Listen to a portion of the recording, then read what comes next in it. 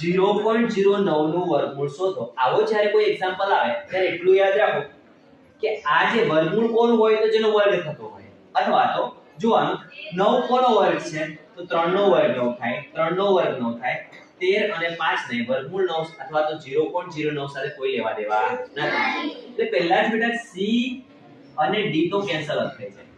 હવે આ બેમાંથી જ આપણે વિચારવાનું કોનો વર્ગ 9 હશે. 0.09 નું વર્ગમૂળ એનો મતલબ કે ધ્યાન આપજો, અહીંયા બધાને ધ્યાન અહીંયા છે એ ધ્યાન આપજો બેટા. 0.09 નું વર્ગમૂળ એનો મતલબ એવો છે કે આમાંથી કોઈનો વર્ગ આ હશે. જેમ કે 3 નો વર્ગ 9, 4 નો વર્ગ 16, 5 નો વર્ગ 25, તો 25 નું વર્ગમૂળ પાછું 5 હોય. ખબર છે ને આવું?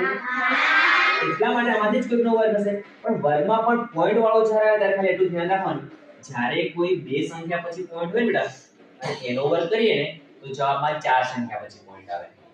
જો કોઈ સંખ્યામાં એક સંખ્યા પછી પોઈન્ટ હોય ને એનો વર્ગ કરીએ તો વર્ગમાં બે સંખ્યા પછી પોઈન્ટ આવે. આપણી પાસે તો એક અને બે સંખ્યા પછી પોઈન્ટ છે.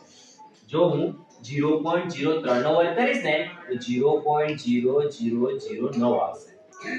ઠીક છે? અને જ્યારે હું 0.3 નો વર્ગ કરીશ તો 0.09 આવશે. કેવી રીતે આવે છે જરા જો. 0.3 નો વર્ગ કરવો હોય તમારે તો 0.3 ગુણ્યા 0.3 કરવા પડે.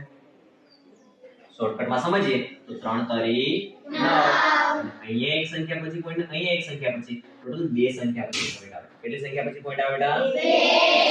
2. એક અને બે સંખ્યા પછી પોઈન્ટ મૂકી દઈએ તો 0 0.09 માટે આપણો સાચો જવાબ ઓપ્શન બી થઈ જાય છે.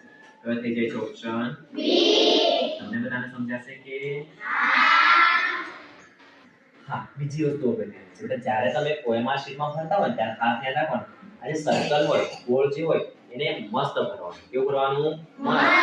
બહાર ખાલી પણ ના, અંદર ખાલી પણ ના રહી જાય ને બહાર પણ ના નીકળી જાય, એનું આપણે ખાસ ધ્યાન રાખવાનું. સમજાય છે કે હા?